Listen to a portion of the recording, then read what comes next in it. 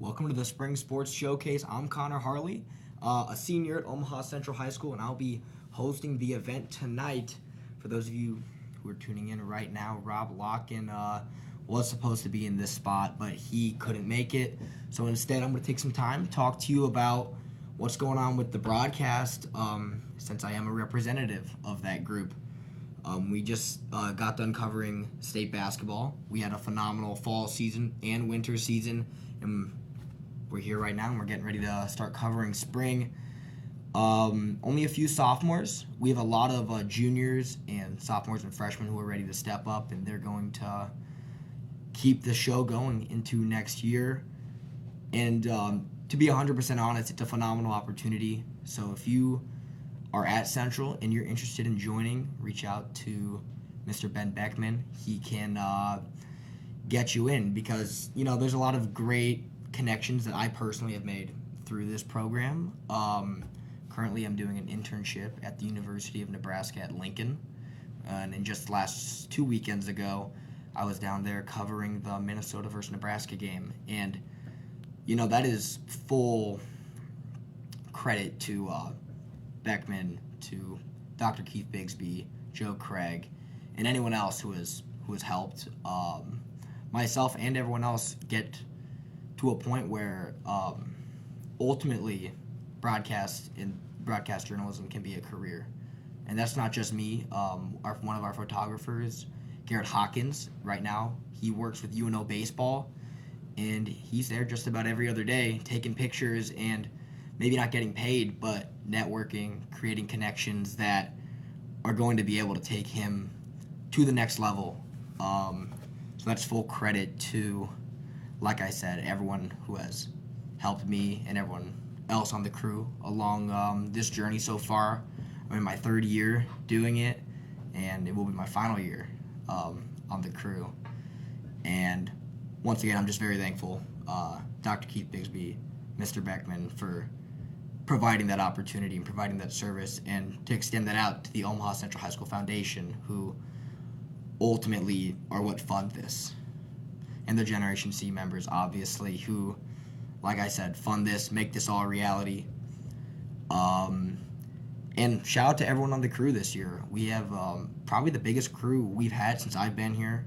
When I started 3 years ago, it was a completely new crew. The crew previous, so the crew my freshman year, they were all seniors, or they weren't returning. So we really took it from, I don't want to say from scratch, but from scratch in terms of personnel, and we've really kind of shaped it and molded it into something different than it was 4 years ago. And I think I kind of speak on behalf of everyone that we're pretty proud of of the product we put out.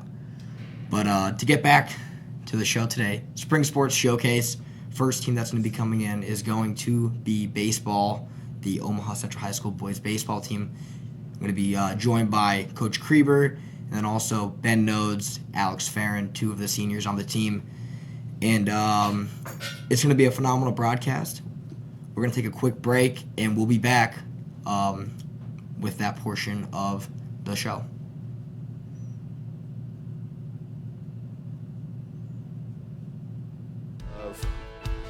Starts with a C, ends with an on text. Context. Oh, good, Abby O'Brien. Oh, that's tremendous.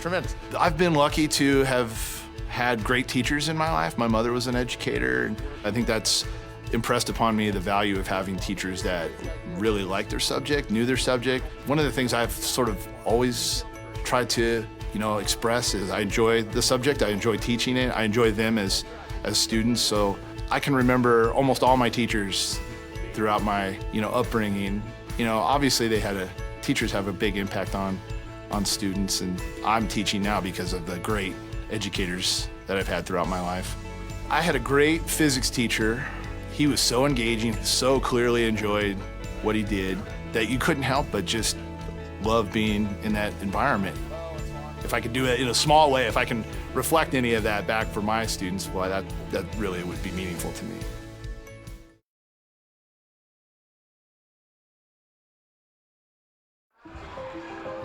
when we're talking about our students living in the digital age that they live in, it is so easy for them to access information and share their own perspectives.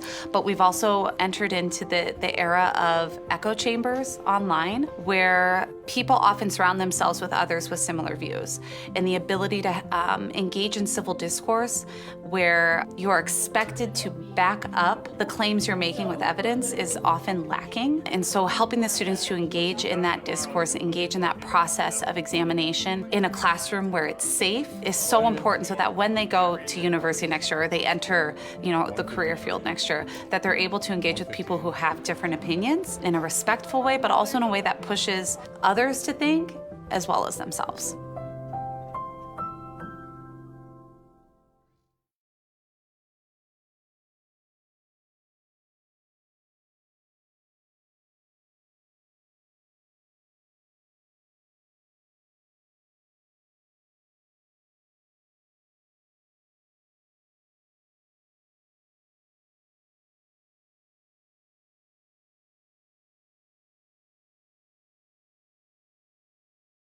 IB is very emphatic about developing the whole student, that it isn't just about academics. Do academics matter? Absolutely. I mean, the rigor of IB is strong, strong, strong. But it's not all that there is to being a good human being. And that's what IB is looking for, is developing responsible global citizens, students who care about the world, care about the environment, care about other people. The more educated you are, the better the chance of a real impact you might have on the future.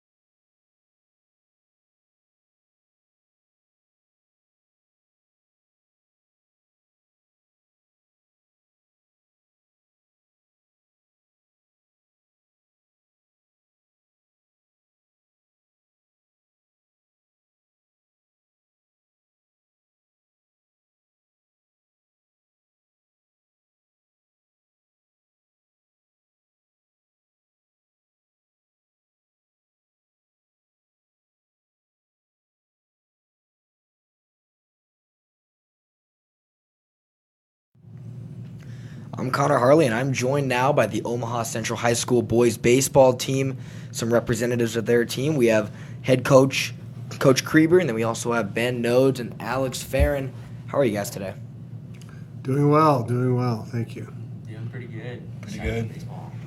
Back to be outside again. All right, let's get straight into the question portion. Your field was obviously recently vandalized. How has the community stepped up to support Central and Central baseball? We've had some really good community support as far as outreach goes. Once the news got out, I was contacted by a wonderful gentleman, owner of Sustainable Lawns. We had some damage to the turf on our second field due to a car driving all over the outfield. Sustainable Lawns came out and provided a generous gift of fixing all the ruts, leveling it out, replanting the seed, aerating, just an absolute gift from that company.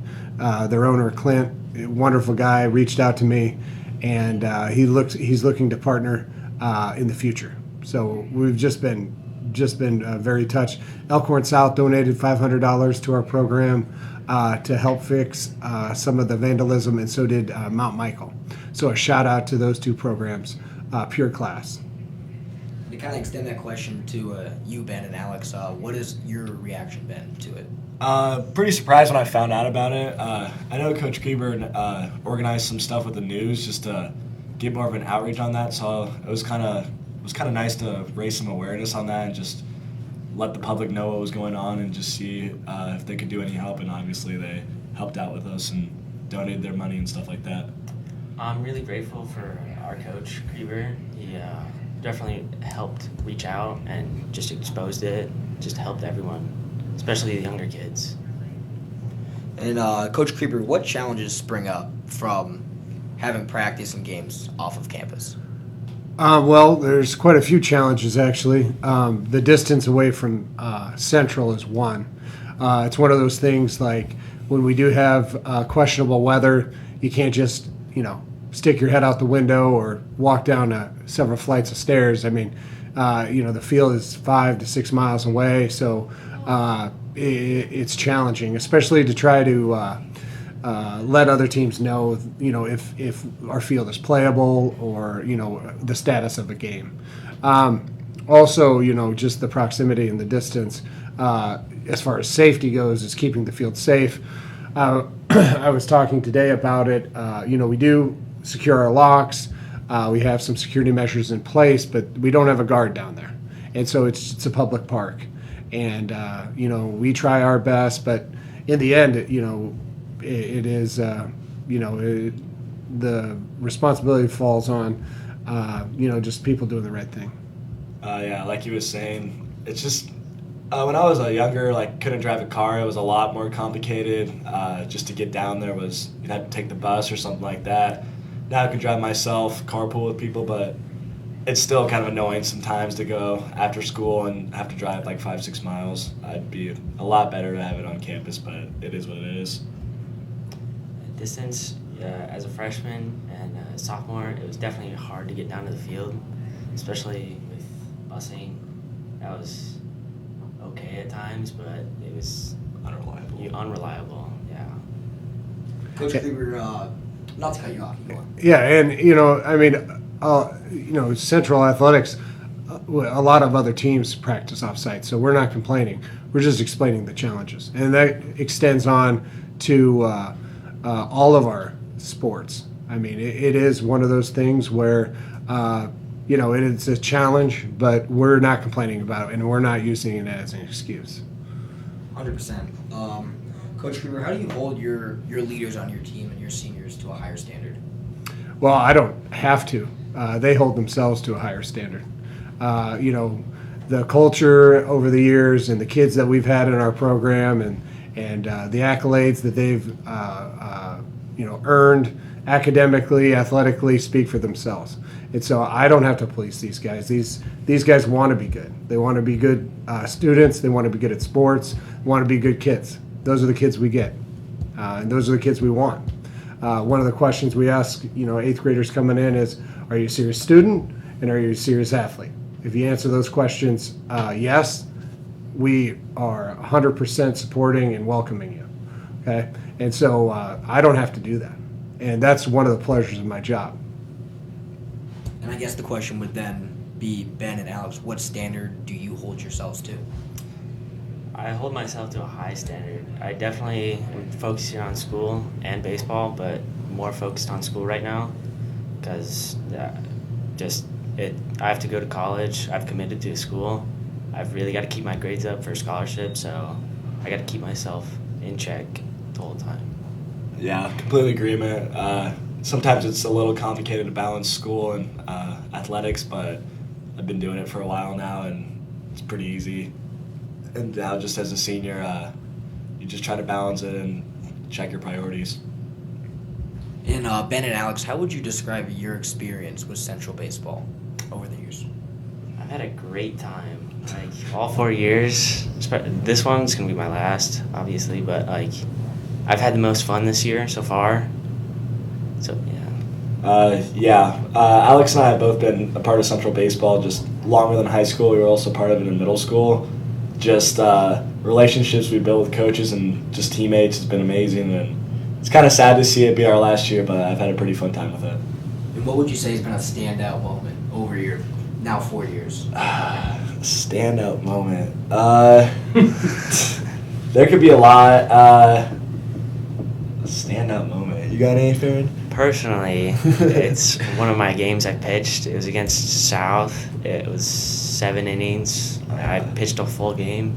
It's my standout moment of high school baseball. 10-0, right? Yeah. That was when the transistor blew. They had to postpone the game for like 40 minutes. Yeah, it was like that. It was last year. Who got like a Huge transistor blew right behind the first base dugout. Sounded like a nuclear bomb just went off.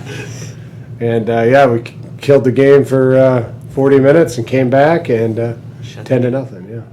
I got one now. In the summer last year, I was pitching against Omaha North.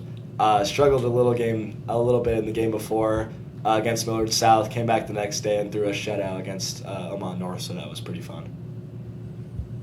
Getting back to the academics part, how do you balance academics with not just baseball but also your social lives? Practice is pretty set. Games are pretty set, so it's easy to plan ahead for the future. I'd say I'm pretty well at balancing it. Just try to get the stuff I need to done at that moment, plan ahead for the homework I need to get done. Some people struggle to find balance between it all, but like socially, academically, athletically, I think I'm pretty balanced with it all and don't really have much trouble with it. Yeah, you just gotta set your time. You gotta just do it. If you don't do your work, you won't play. I guess this question is more for everyone, but Coach Creeper, you can start. What are the goals of the team this year? We got a lot of new faces this year, and we kind of talked about it day one. And our goal, and this isn't just a cliche, is the game we play is super hard and it's super frustrating. And so our goal is not measuring ourselves against any other team, but against ourselves, and to get better every single day. And the way we sort of plan practices and the way these guys work, I think that is just an outstanding goal for us, because once you start measuring yourself against other teams or against wins or against tournament wins, you lose track of what this is about. This is about maximizing your potential. Dr. Bigsby a long time ago at a staff meeting was talking about every kid gets a cup. And some kids' cups are really big, some kids' cups are really small. But your job as a teacher is to help them fill it right to the top. And so that's what we're doing. Everybody has a different skill set. And everybody has different strengths and weaknesses. But our job as coaches, and these guys' jobs as players, and they know it, is to get better every single day. And then once you start doing that, and maybe not day 2, maybe not day 3, but when you're in day 23, then you start seeing a real improvement. And it's hard and it's frustrating. And that's why over time, participation in baseball sometimes dwindles, because it is a frustrating and challenging game. But it's real rewarding. If you look at some of these guys, where they started, and you look at how they're filling their cup, they're doing a pretty darn good job. follow off what he said, baseball's tough. It always has been, always will be. You just want to get better at it, hopefully win some games from it, and just have fun while doing it all. Yeah. Bounce off that. You just want to have fun. Like, after the season starts, everything starts rolling, and you have a great Blends all time. together, yeah. To end things off here, Ben and Alex, what are you guys most looking forward to this season? Being a senior takes on a little more responsibility, and just I guess the team just having fun with each other. It's not all about baseball and winning. It's about just like the relationships, and just if you're not having fun while playing baseball, there's no point in doing it. So just having fun with it all, and just enjoying it one last time. As a senior, I kind of want to have a winning record this year and have fun. Winning obviously is more fun than losing, but even losing, you gain it from experience. So it's a great game. All right, we're going to put that schedule for the baseball season up on the screen for you now. Of course, thank you to you three, Coach Krieger, Alex Farron, and Ben Notes for coming out. And shout out to Omaha Central High School Baseball. Make sure to get out to Boyd Park and catch a home game this year. Thanks for having us in. Thank you. Thank you.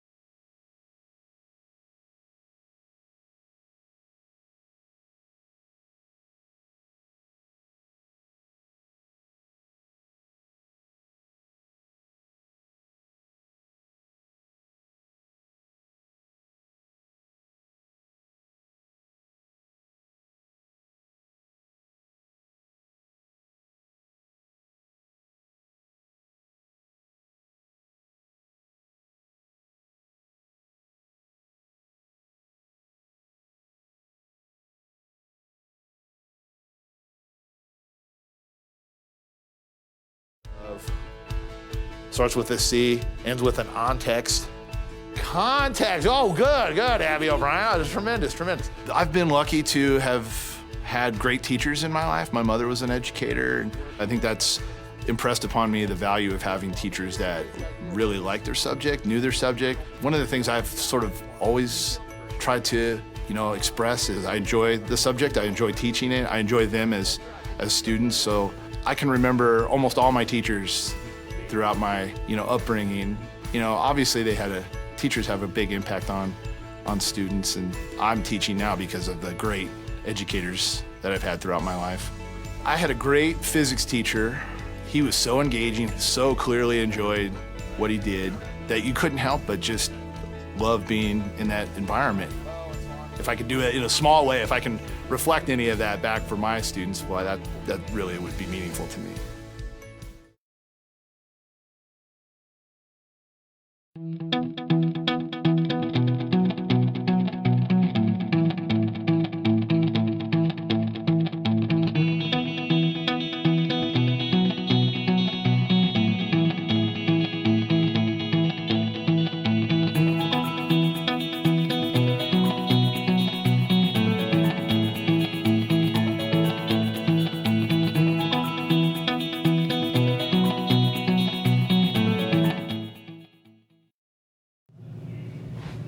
welcome back to the Spring Showcase. We are now joined by Coach Kuski, Shruti Garapati, and Ella Levy of the girls tennis team. How are you guys today?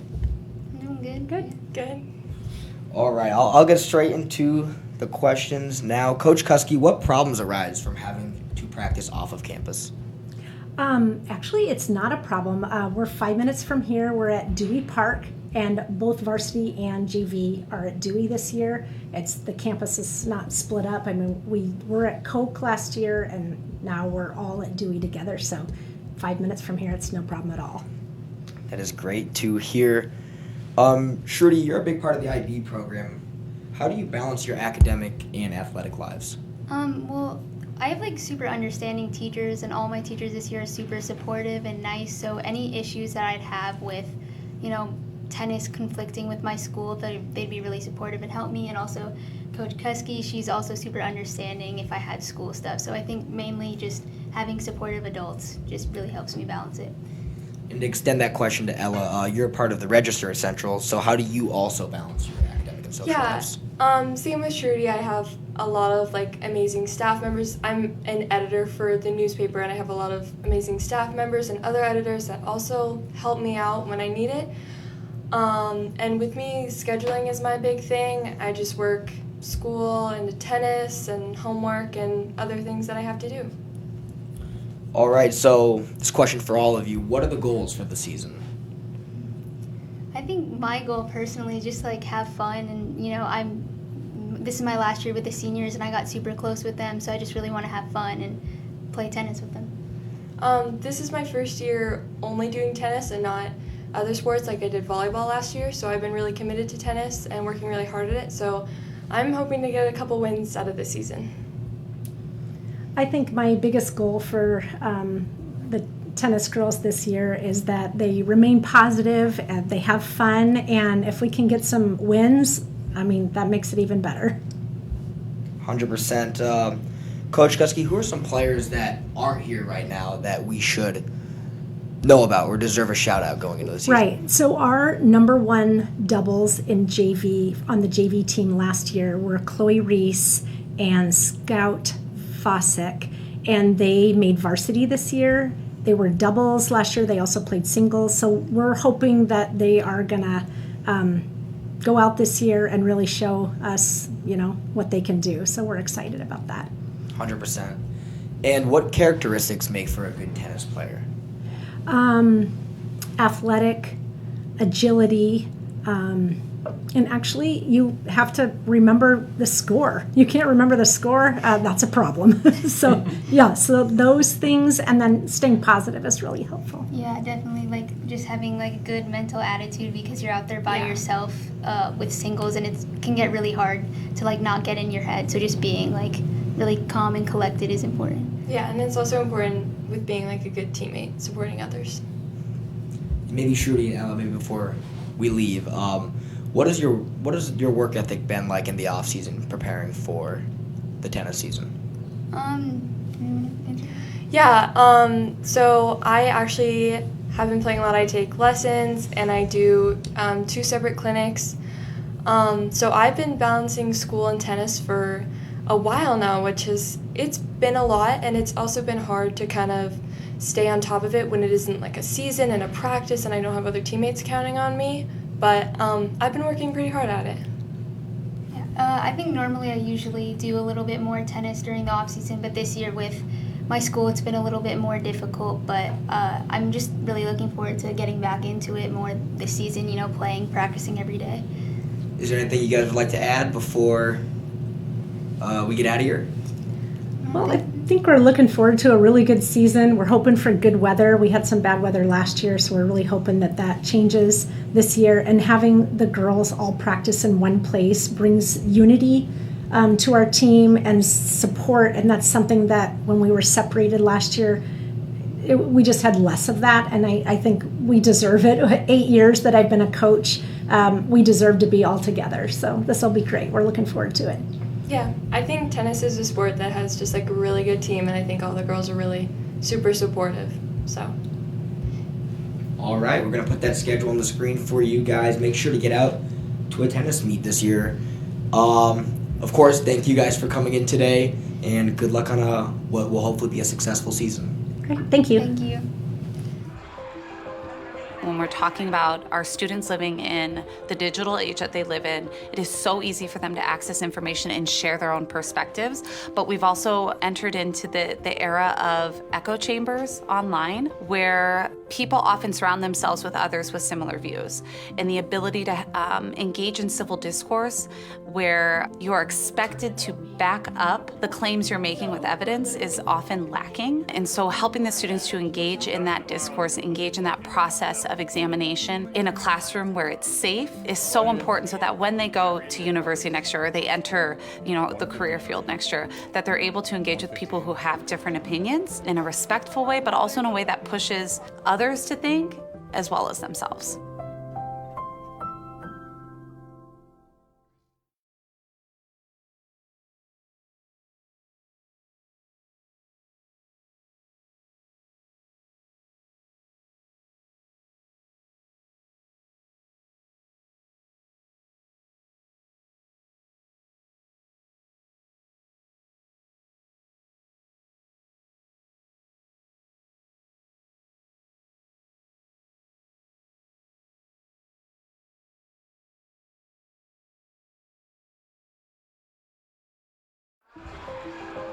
When we're talking about our students living in the digital age that they live in, it is so easy for them to access information and share their own perspectives.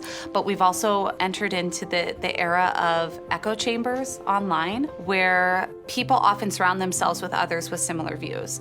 And the ability to engage in civil discourse, where you are expected to back up the claims you're making with evidence, is often lacking. And so helping the students to engage in that discourse, engage in that process of examination in a classroom where it's safe, is so important, so that when they go to university next year, or they enter, the career field next year, that they're able to engage with people who have different opinions in a respectful way, but also in a way that pushes others to think as well as themselves.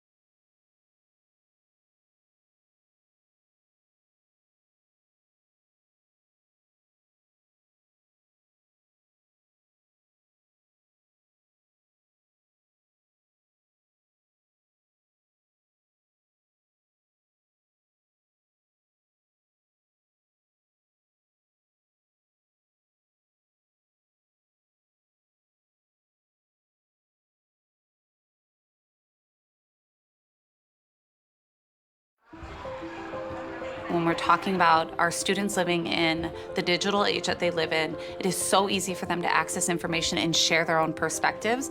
But we've also entered into the era of echo chambers online, where people often surround themselves with others with similar views. And the ability to engage in civil discourse, where you are expected to back up the claims you're making with evidence, is often lacking. And so helping the students to engage in that discourse, engage in that process of examination in a classroom where it's safe, is so important, so that when they go to university next year, or they enter, the career field next year, that they're able to engage with people who have different opinions in a respectful way, but also in a way that pushes others to think as well as themselves.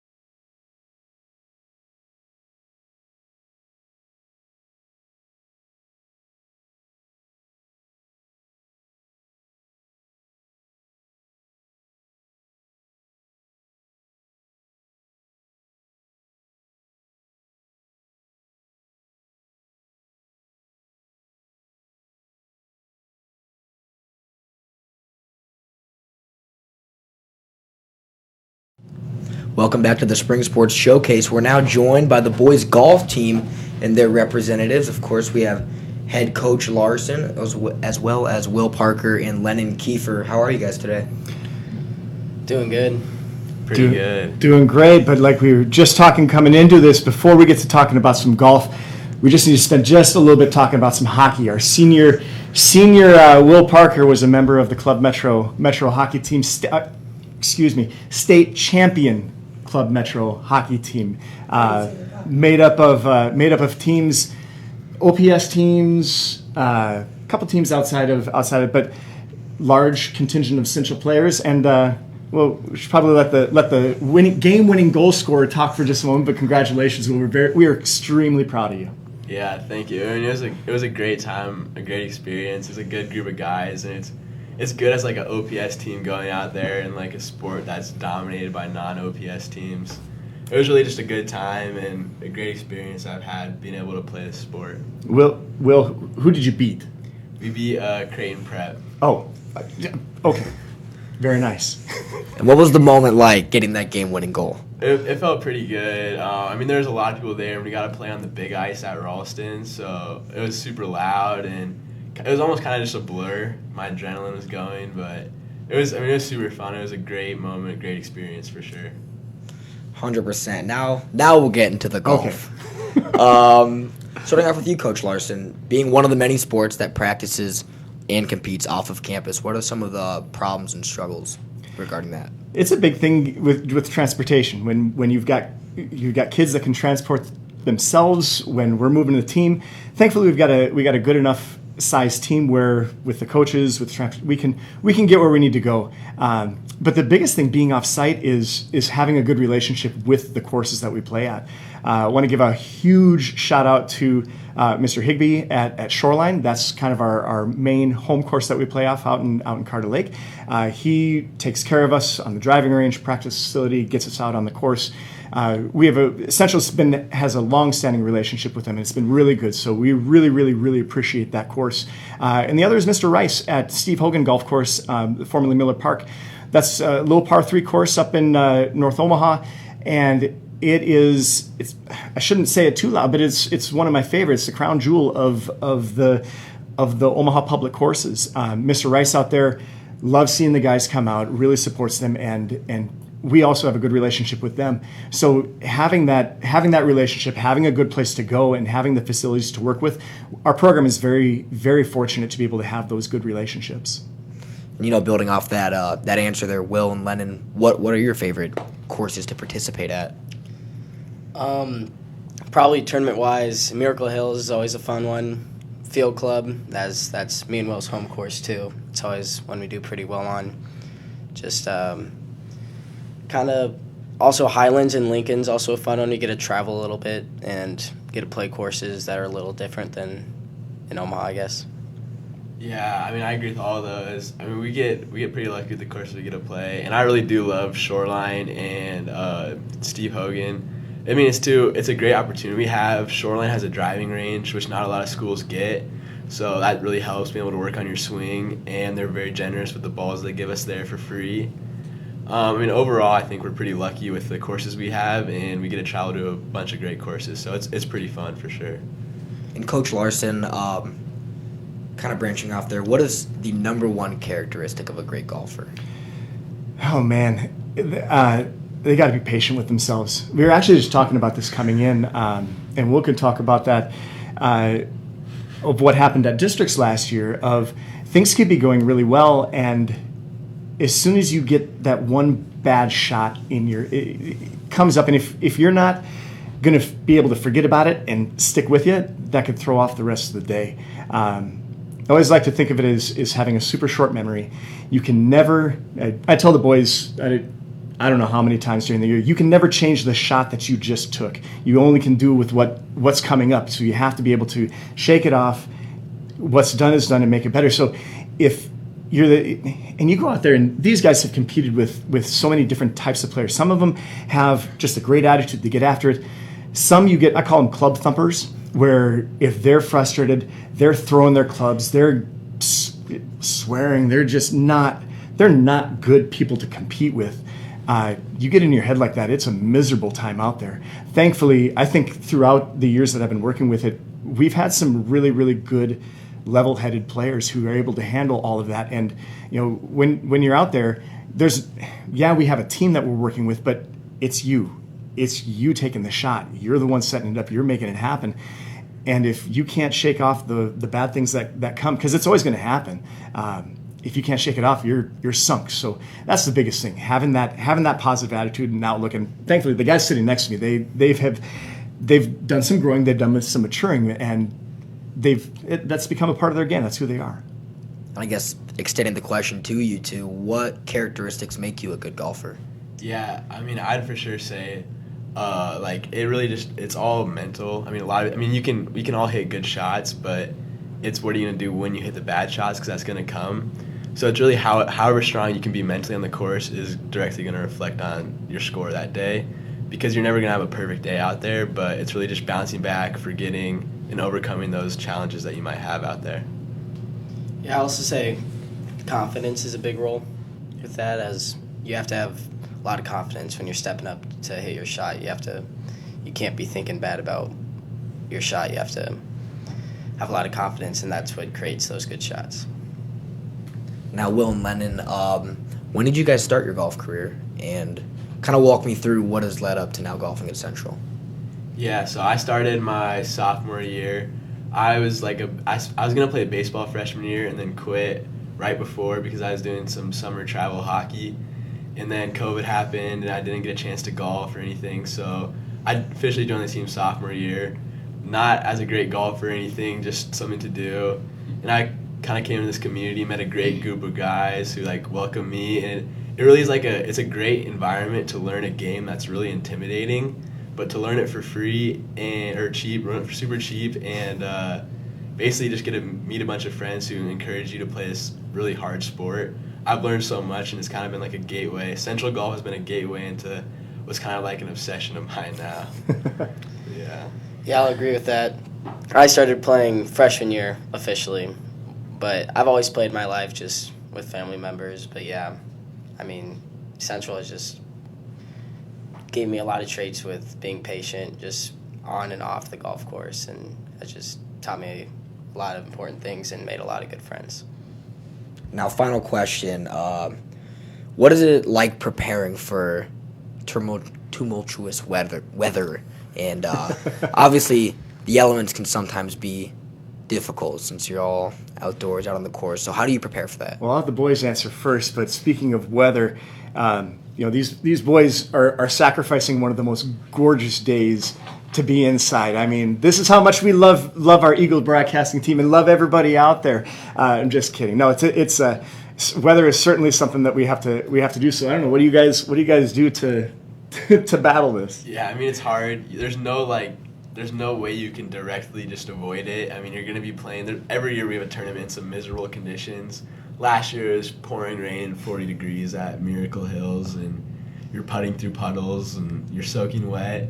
But it really just comes down to, I mean, everyone out there is playing in the same weather as you, so you can't really let it get into your head, and you just got to kind of cut your losses and, make the most of the situation you're in. Yeah, I couldn't say much better, but just having layers and being prepared for any weather that can come, because you never know what happens at this time of year. Yeah, we're very, very thankful. The program was gifted some rain gear a number of years ago, so thank you to our supporters of it. So the boys have team rain pants, rain jackets. If you don't have that, it is a miserable time out there. The tournaments, they do go on. If it's too cold, it's not too cold. If it's raining in the course, if it's not safe out there, then of course they shut it down. But they've played in rain, they've played in flurries, they've played on soggy courses, they've played on courses that have. You guys have played at. There was multiple tournaments that we've played at Benson when there's been so much rain, the bunkers are filled. They're water hazard. The bunkers are filled with water, and so the courses are soggy. It's been cold. There's been, I think it was your sophomore year. We didn't play a varsity tournament where I wasn't wearing my stocking cap until Metros in May. It's just coming prepared. In my backpack, I've got the extra stocking cap, the gloves. I always bring the boys the little hot hands hand warmers. They pack their layers. But then we also can have gorgeous days where we have to make sure we're wearing sunscreen. So well said. It is. Everybody's got to be out there. Everyone's got to be playing on that same course, same conditions. Just got to be ready for it. All right. Anything you guys would like to add before we get you out of here? I don't think so, no. I don't think so either. Yeah. We're excited. We got a good group of guys this year. We've got a very young group. I don't think we've ever had this many freshmen on the team. So I know that I'm going to be really looking forward to how they develop. But it's going to lay on these guys sitting next to me of what are they going to do to show them this is how we run the program. This is what we do. So I'm super happy with what the direction of the program is, and it's in good hands with these guys here. All right. Thank you, guys. We're going to put that schedule on the screen for you now. Of course, once again, thank you to the boys golf team, and good luck on the season. Hey, thank you. Yeah, thank you.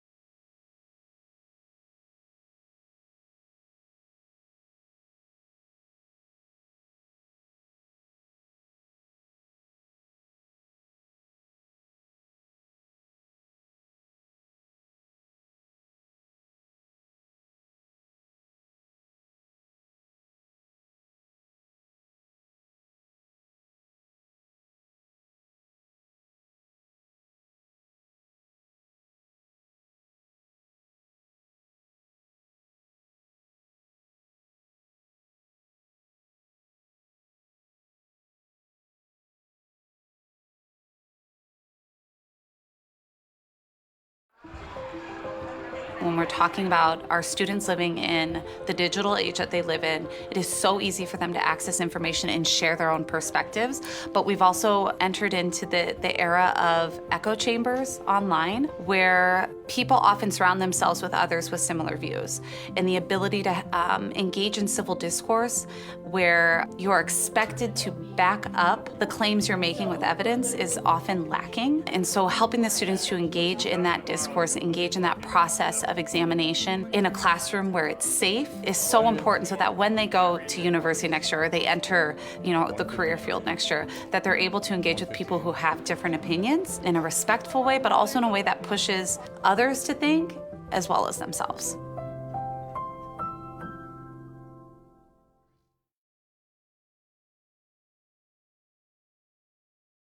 We start talking at the same time. These are my captains and they're twins. And they're gonna battle. It's okay. You'll be fine. Don't feel like you have to talk any louder. Quiet as talk your normal self. You can lean into your mic a little bit. I can always turn you down if you are too loud. So you don't feel like you're.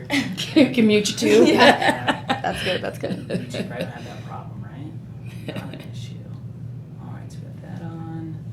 Conor will introduce you, so we know, of course, who you are. We got about a minute left, and we'll go. Perfect. Okay. Easy peasy lemon squeezy. Good thing we didn't wear the same hairstyle, too. I know, I did that on purpose. What do you think, Nicole? Well, when I was telling Sydney the difference between the two, I was like, Gabby usually has The braids. Yeah, but you didn't. She goes, yeah, and Sydney's like, and she didn't have the braids. So Yeah. Jen, like, I know. I was heard her talking to Casey too, and Casey was like, "Maya has the blue eyes. Yeah, Gabrielle's I don't brown." think we look alike, but people like in the bathroom the other day was just like some random girl was like, "Are you twins?" And I was like, Yeah, Do it's people really weird. look at us and be like, "Oh," because I don't think we look I don't alike. think we look alike. I know you guys don't, but you do. Okay. Just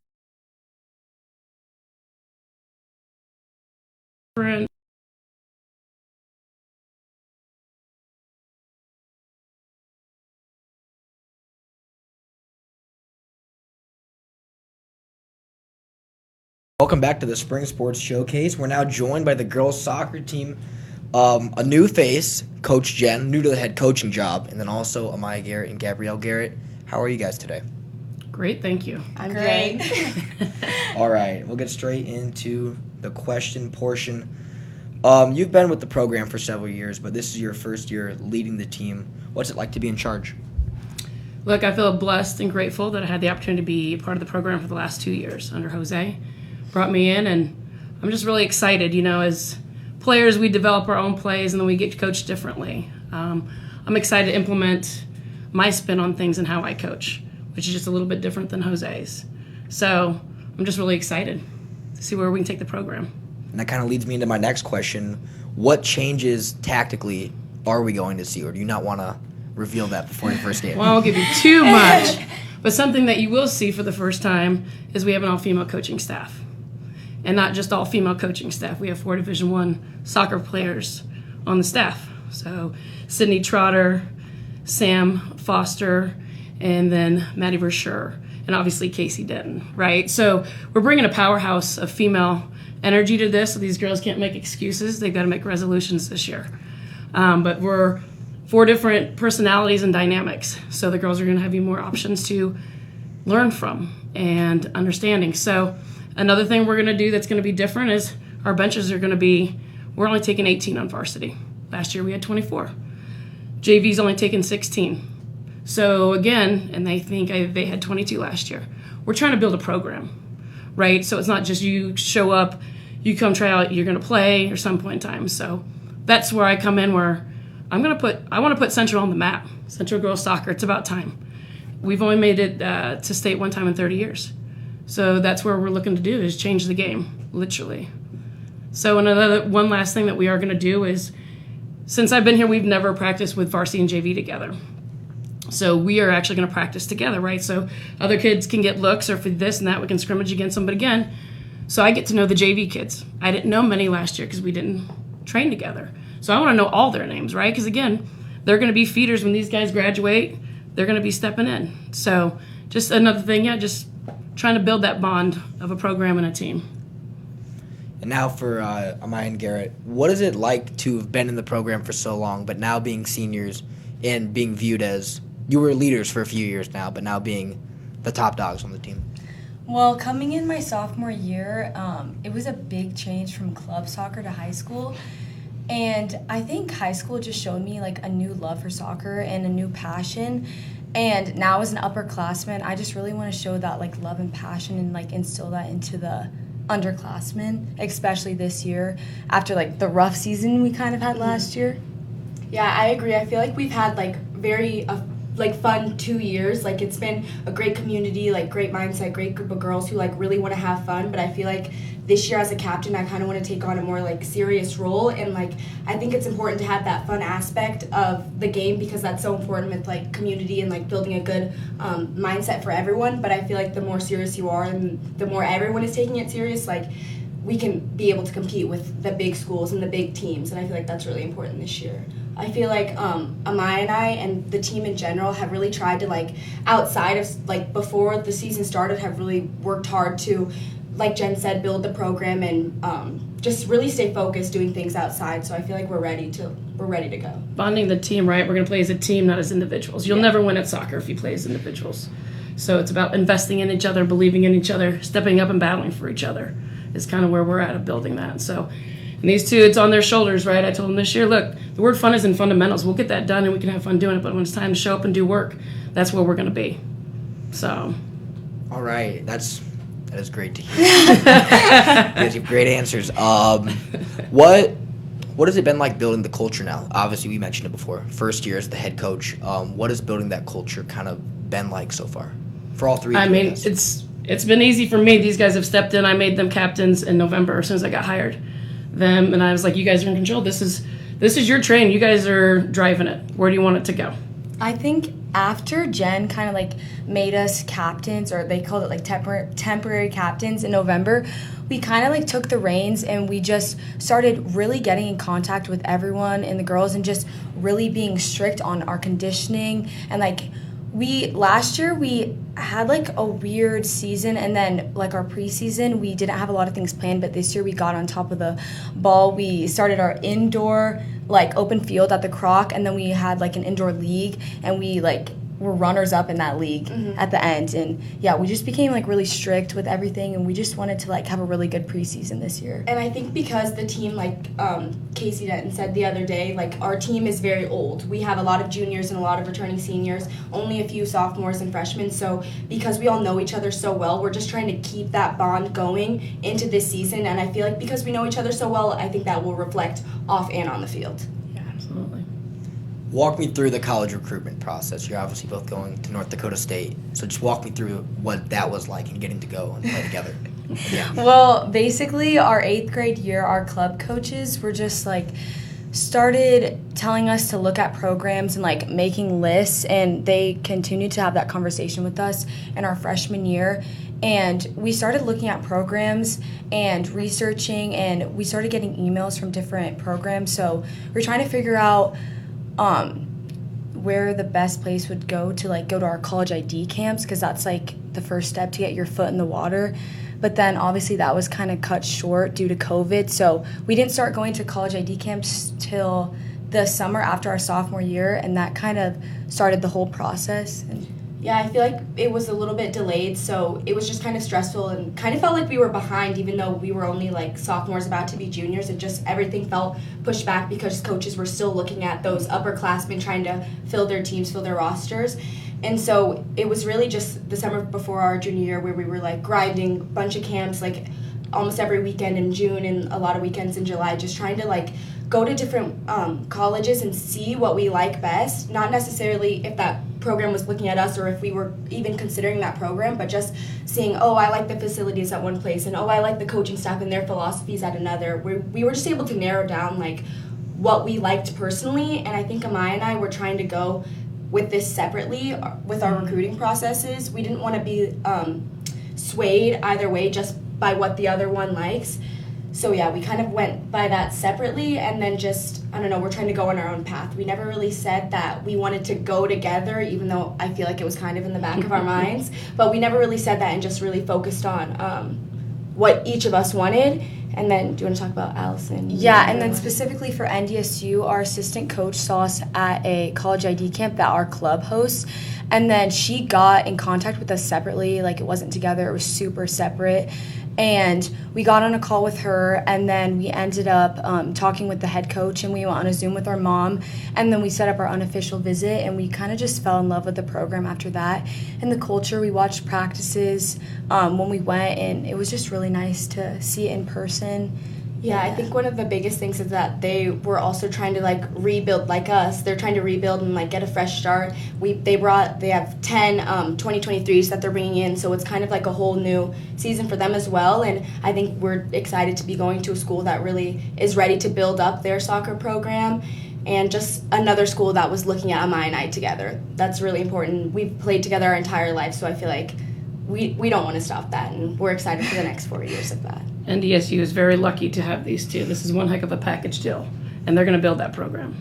So, all right, now final question. You guys can just go down the lines for all three of you. What are the goals for this season? What do you guys want to accomplish both individually and as a team? I think as a team, I want to really have a winning season this year. Last year we weren't that lucky, and I feel like we know we can compete with the teams that are on our schedule this year, and I think it's just going into the games with the mindset that we can win and just following through. We always get really close even with the big teams. It's never that much of a difference, but I feel like this year it's where we focus up, we finish through, we follow the games, and we do what we need to do to have that winning season. Yeah, I mean, just to go off that, I'm going to say it straight out. We want to win this season. It's game time. And those tight games, look, we're going to come in physically fit, we're coming in mentally fit, and we're coming in with the mentality to know that if we show up together, there's every team better have us on their radar, because we're coming for you. Don't overlook us. And I agree, especially with like having a positive mindset, especially since we have an easier schedule, I'd say, this year. So just instead of like going in super confident to the games, like we just need to know that we can win these games. So like just being confident with that. Gotta show up every game though, right? Yeah. Like each match is a new match. Mm-hmm. I think on like an individual level, it's my first time as a captain, so I really just want to try to like take on that leadership role and help the team just have the love for the game that I do, and just like Amaya said earlier, like bringing that passion back to everyone and like build the program up. I want Central to be great even after we leave, and I feel like with Jen we can do that, and with Amaya and I as captains, I feel like we can also help that along. Definitely like team culture, like ending the season, like we just want to leave the program like in good hands, especially with the juniors. Like we know that they can have a good season as well the next year, and we just want to like make sure they're set up. So yeah. All right, we're going to put that schedule on the screen for you guys now. Thank you, of course, for coming out, and make sure to make it down to a girls' soccer game this year. Absolutely. Thanks for having us. Thank you. Winning. Starts with a C, ends with an on text.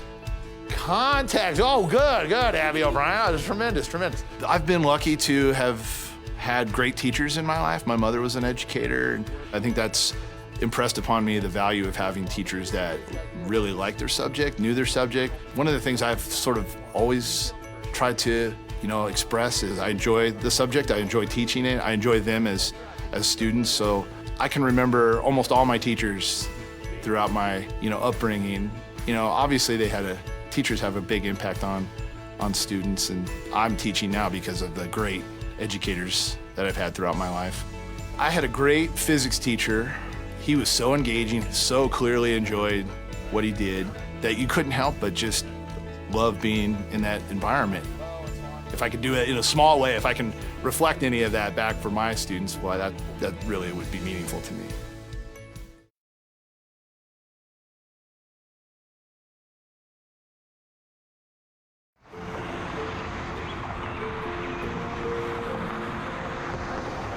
Well, I think maybe the future of our society is all about how much we're going to accept each other and how much we realize we're more the same than we are different. If you go into education, it ought to be to make a difference in the lives of kids. We've got to get to kids that don't have anybody else getting to them. Sometimes the only structure a lot of kids have is the school.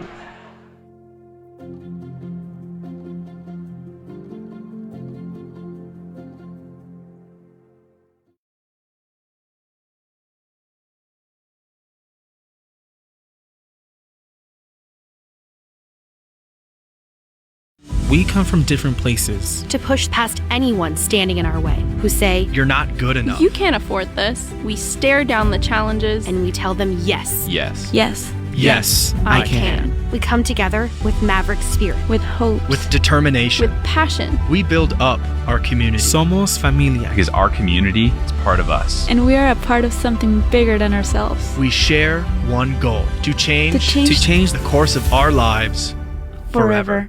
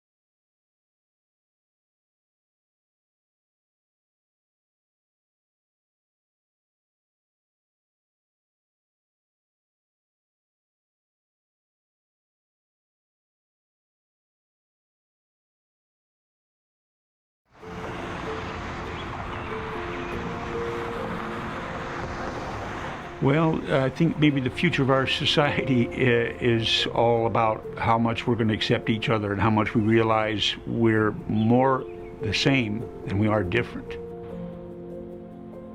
If you go into education, it ought to be to make a difference in the lives of kids. We've got to get to kids that don't have anybody else getting to them. Sometimes the only structure a lot of kids have is the school.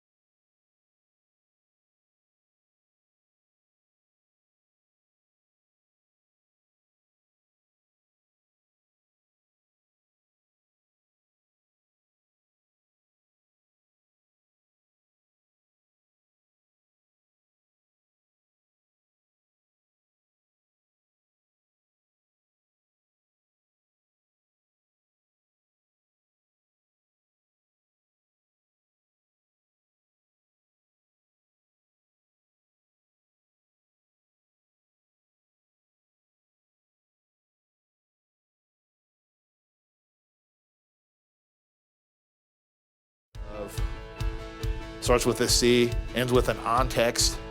Contact. Oh, good, Abby O'Brien. Oh, that's tremendous.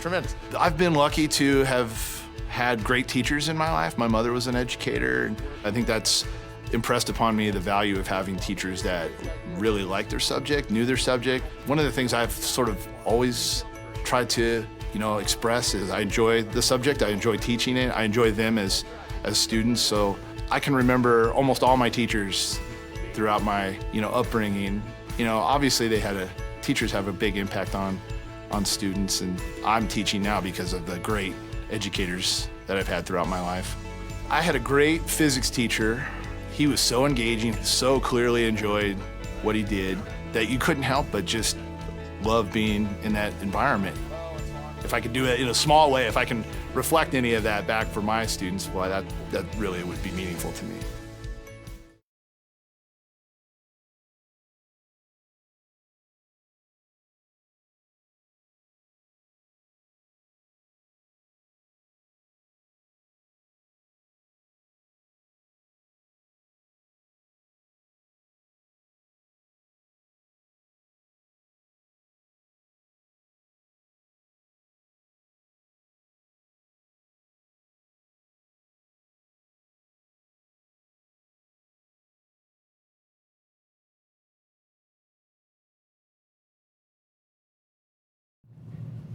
Welcome back to the Spring Sports Showcase. We're now joined by the boys soccer team, Jack Baker, Coach Webster, and also Ben Craig. How are you guys today? Doing good. Chilling. All right, get straight into the questions. First one, new face of the program, Coach Webster. What are some of your goals for this season?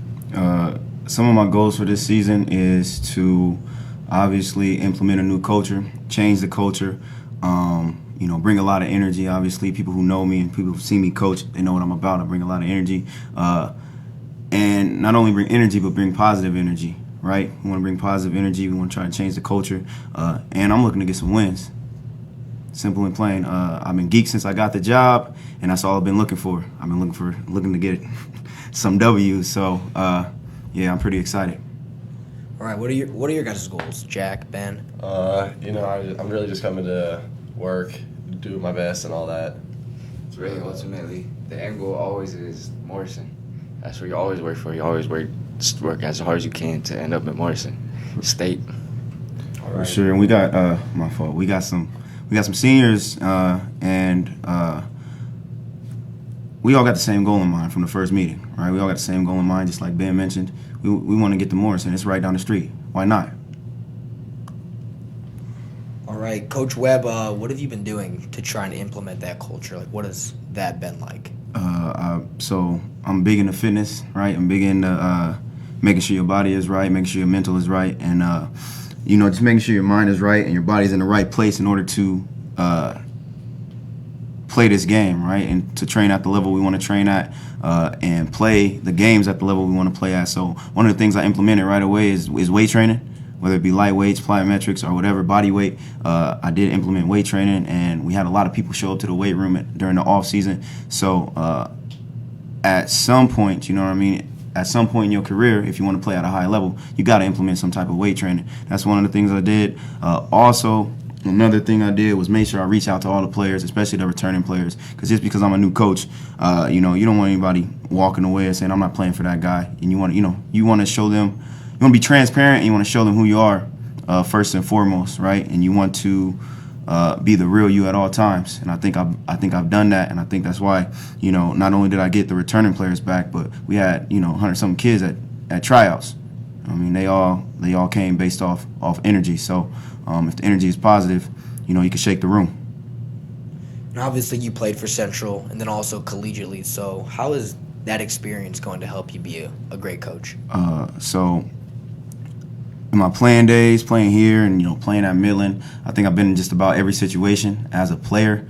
And so when I put myself and I think about those experiences as a player, I just try to implement them in my coaching, right? I try to do a lot of different situational drills. I try to coach on the fly within split seconds, things like that. And really, I'm just happy to be home, right? I'm just happy to be home. I loved this place when I was a kid. or teenager, I should say. I loved this place when I was a kid, and it was always my dream to get back here and try to, be the head coach. So I put a lot of pressure on myself to do the job the right way, right? And I put a lot of pressure on myself to make sure I can build a successful program. So, and that's just me giving back to this place that gave me so much as well. So hopefully I can do that. All right, this question's for everyone. Obviously last year didn't go the way you guys planned. So what's going to change this year in order for you guys to achieve your goals? Ben, you want to start? I feel like our culture last year we weren't really like together as much. This year what needs to change, we need to be a family. We need all to be together. We all need to have that same goal, the same drive as the next person next to you. We're all as the same, like, damn, I don't know. But like we all want to be, we all want to have the same drive, the same end goal as Morrison. We all need to have like same dedication as the next person next to you. We're the best, like, as the worst. Like, we don't have a worst player, but if we did, that's the best we are, is the lowest person. So we always got to work together and strive to put everyone to the top. And yeah. You got it. No, I would say, like, last year, all of our goals were different. Everyone was trying to accomplish different things. But I'd say this year, I think everyone's pretty set on Morrison. So I really hope that boosts us forward to, do better and be our best. At the first meeting, I told the boys, I said, my goal is to, we downtown, right? And we downtown and we turn, but it's another downtown, right? And it's right down the street. So I said, I'm not here to win more games than last year, right? I'm not here to double the wins from last year. We all got the same goal in mind, and that's Morrison.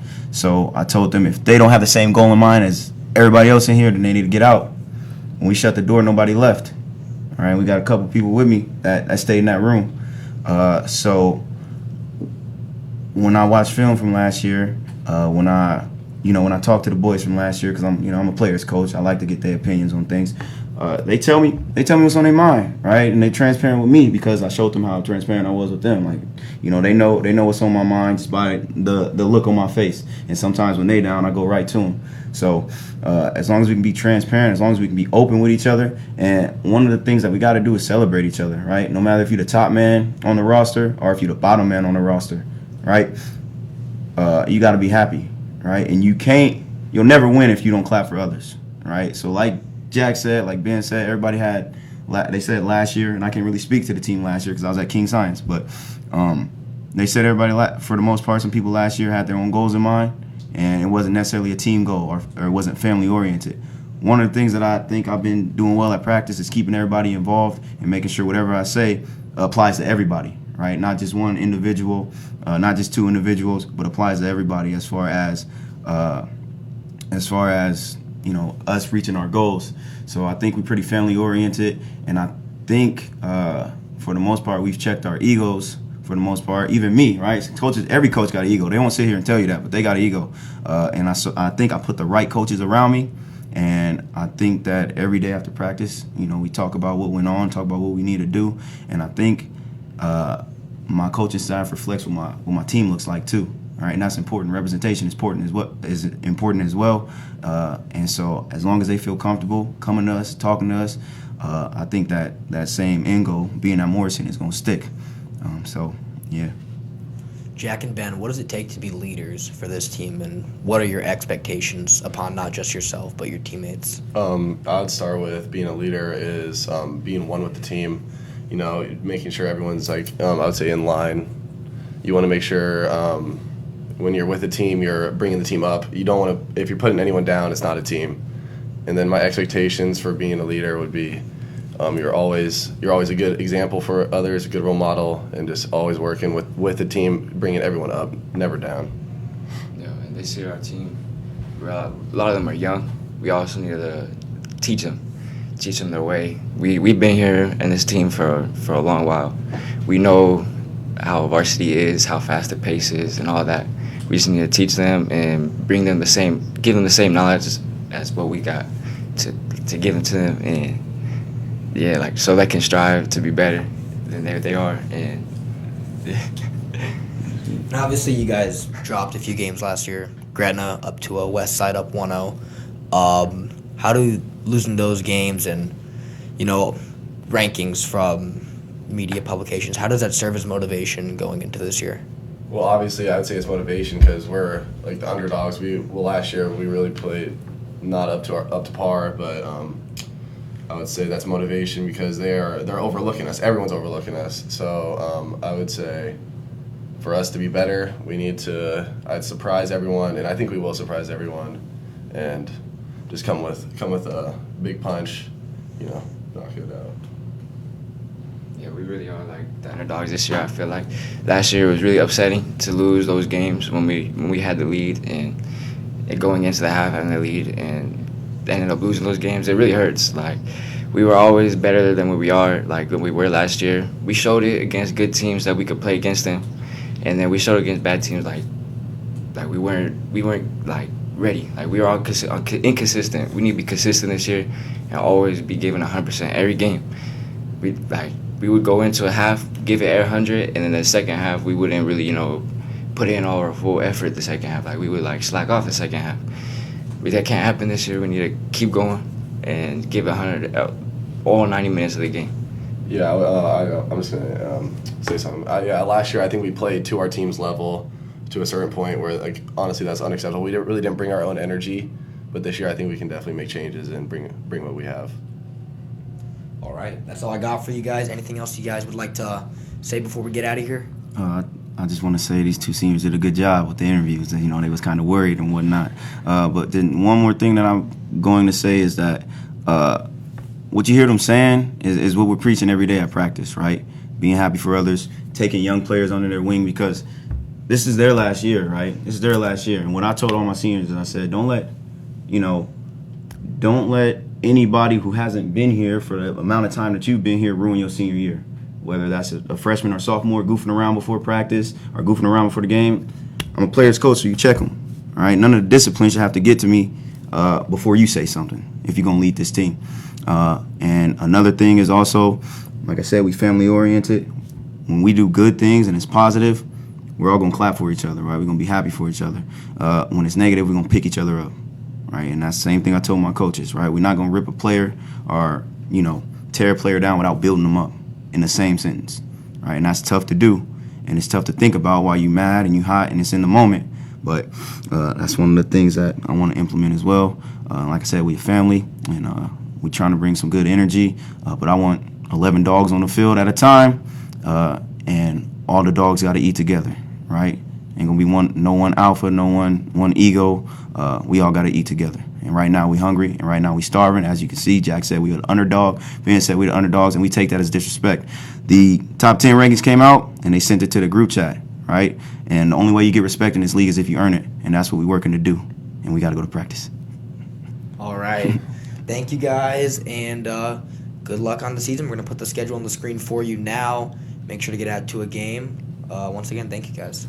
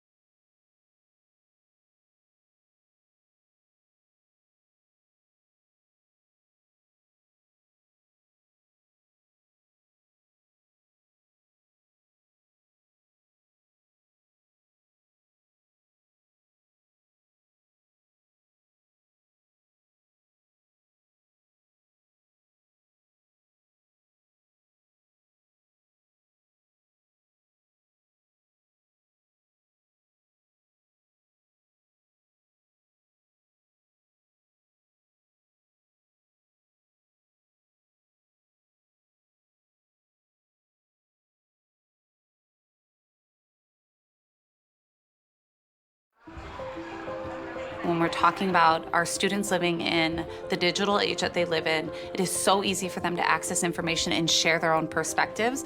But we've also entered into the era of echo chambers online, where people often surround themselves with others with similar views.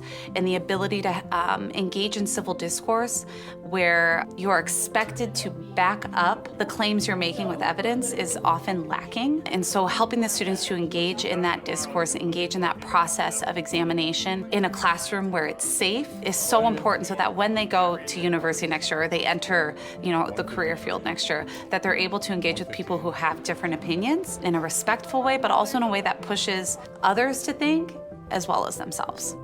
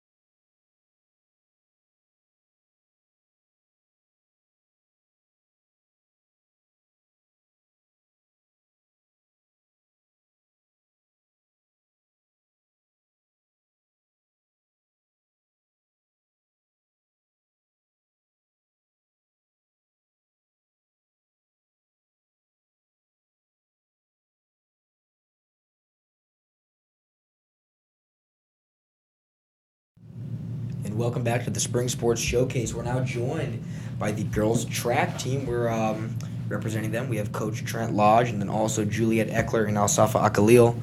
How are you guys today? Good, man. Pretty good, yeah. Doing wonderful. All right, we'll get straight into the questions. Coach Lodge, what are some of your expectations and goals going into the season? Like we talk every year.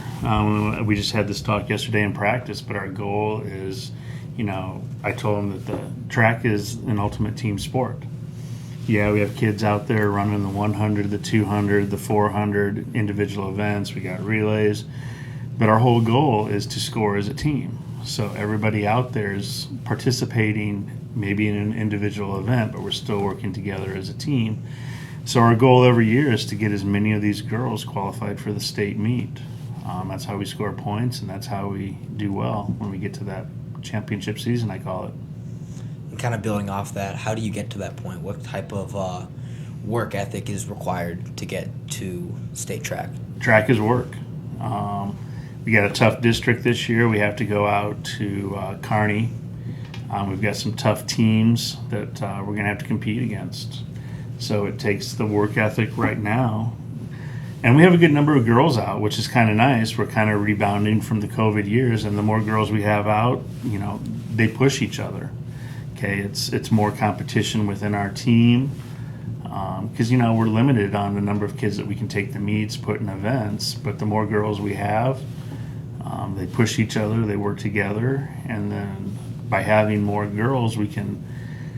Like I told them yesterday, we don't have to fill them up into 4 events. We can kind of spread it out and hopefully score points in all the events and not leave anything open. And to kind of extend that question to you two now, what are your individual and team goals for this season? Well, personally for me, just finishing out a good senior year, finish out a good high school career. Make it to state is obviously my ultimate goal. That never changes every year. And just continue to PR. So, yeah. For me, is the ultimate goal also is to make it state and probably do good at state. Last year I did make it, but I didn't perform as well as I wanted to. Hopefully this year we do better. You both mentioned making it to state. What is it going to take from yourselves to make it to that point? A lot of hard work and a really strong mentality. Track is definitely a lot more mental than it is physical. A lot of people don't know that.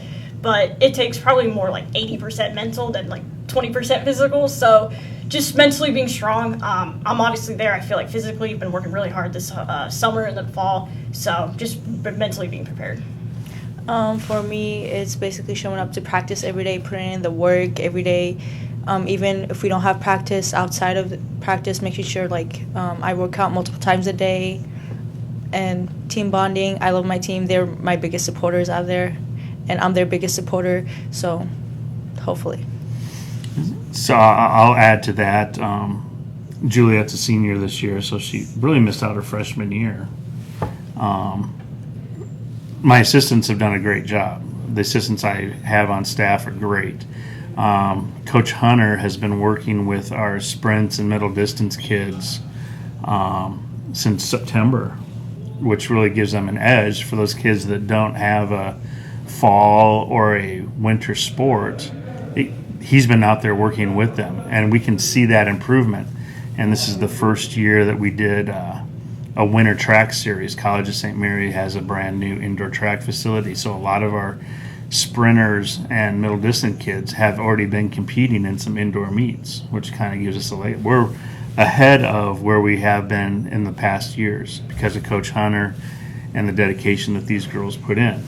Alsafa is 3-sport athlete, cross country, wrestling, track, so she's basically going year round, and then she does summer running for the cross country team. So they're working hard, and that's what it takes. It's their dedication, and I appreciate it. And that builds perfectly into my next question. Alsafa, how does competing in wrestling end up translating to track? Competing in wrestling basically taught me a lot of things. Mostly keep working hard no matter what, fight adversity at all times, and I'd like to imply that on track, even if it's practice or competing. Just work as hard as you can.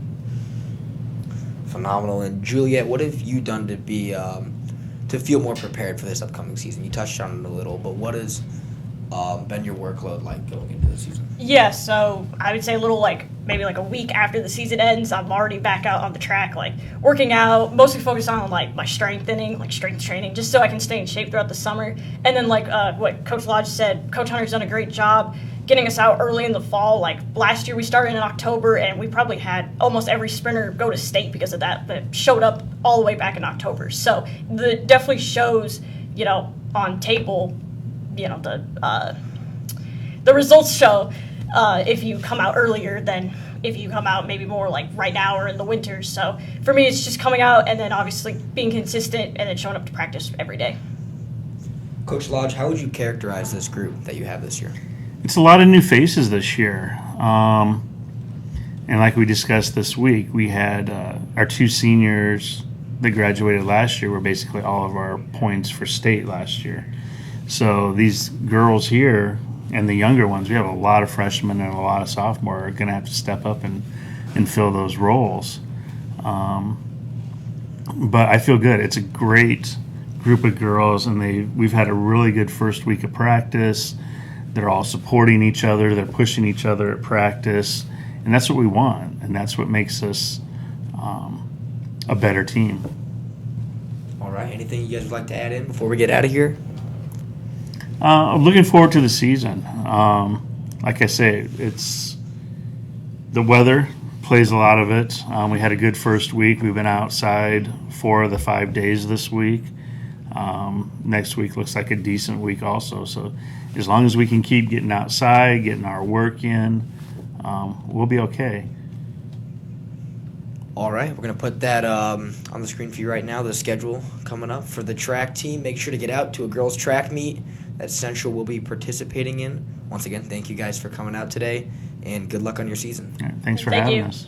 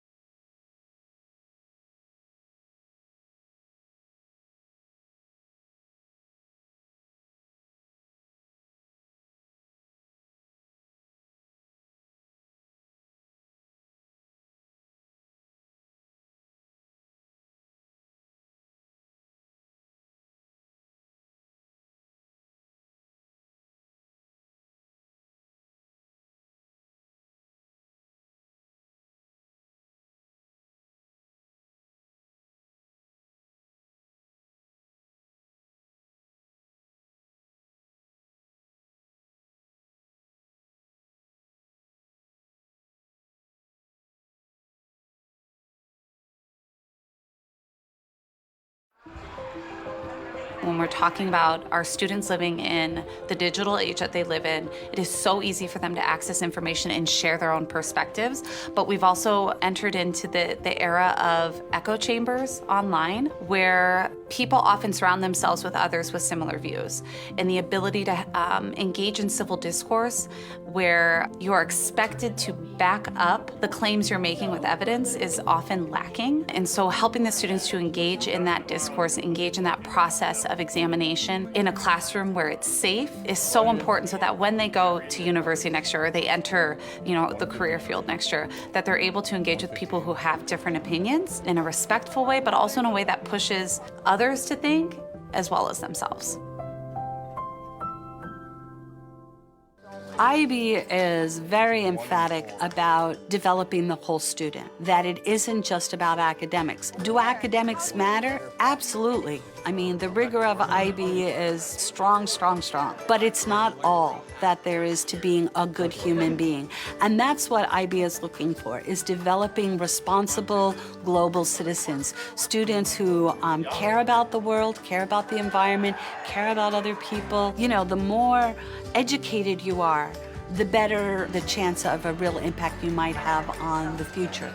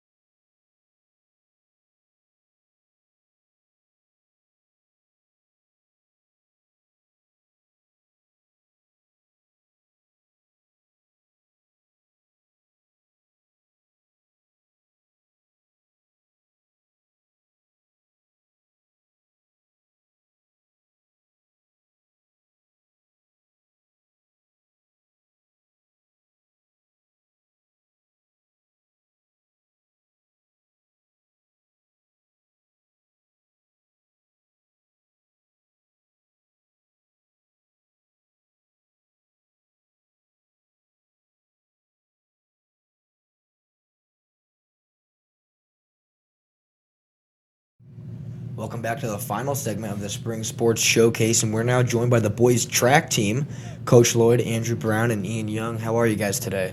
Doing well. All right, we'll get straight into the questions.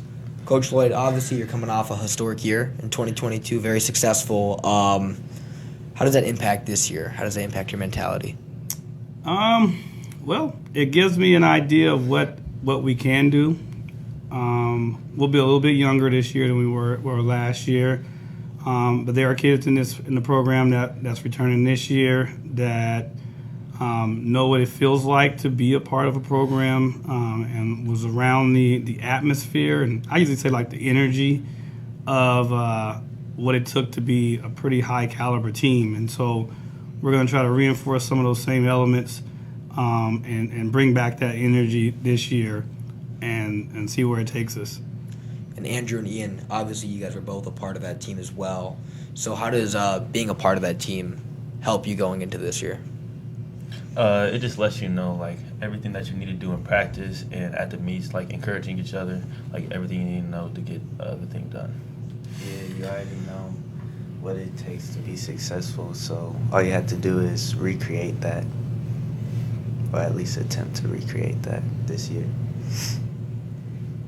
Coach Lloyd, how have your boys and your team worked to back up all the success from last year? What have you guys been doing in the off season to prepare?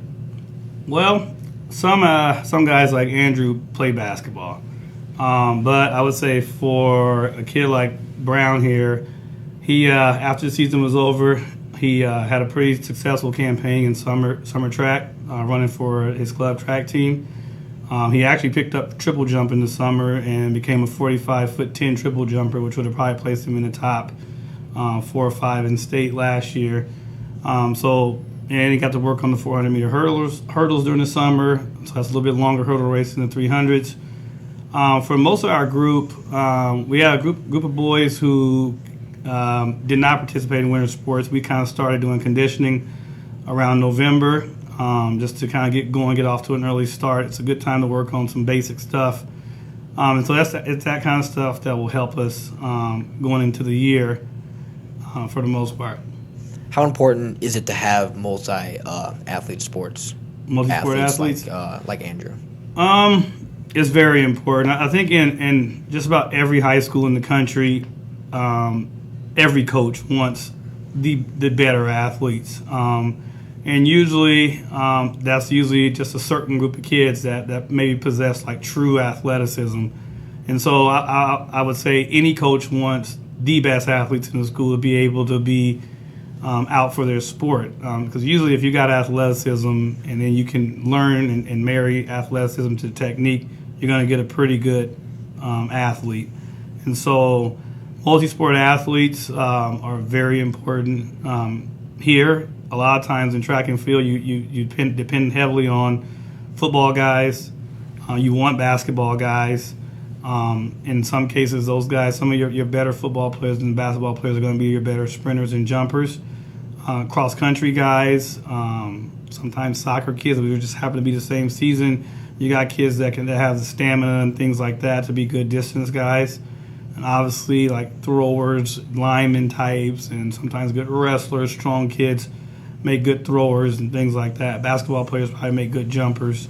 They're long bodies. They know how to jump. And so I would say when it comes to multi-sport athletes, I see track and field as kind of like the basis of sport, in that you're learning how to move your body, or you're using your body, and it kind of translates, or some of the elements of track and field can carry over in just about any other sport. Andrew, what level of preparation and work ethic has gone into becoming one of the top hurdlers and track stars in the state? Mostly just pushing through when you don't really want to do it. Like during practice, the guys encourage me to just keep going, and they challenge me every single day to just keep pushing to become and do my very best. And Ian, what type of work ethic have you put in during the off season to get ready for this upcoming season? Like Andrew, I'm out summer track with Coach Lloyd, the Boys and Girls Club, and so I spent a good chunk of the summer just working on my hurdles, trying to get better and stronger at that. And then since the fall, the whole team has been doing conditioning, and I've been out in physical therapy trying to bounce back and get stronger. Coach Lloyd, final question here. What is the most important trait or characteristic in a track star? What does it take to be great in your sport? It takes commitment. It takes sacrifice, and it really takes attention to details. Once an athlete gets to a certain point, the thing that's going to help them become, great, outstanding, different than everybody else is going to be the commitment component. And when I say commitment and sacrifice, they're kind of the same thing.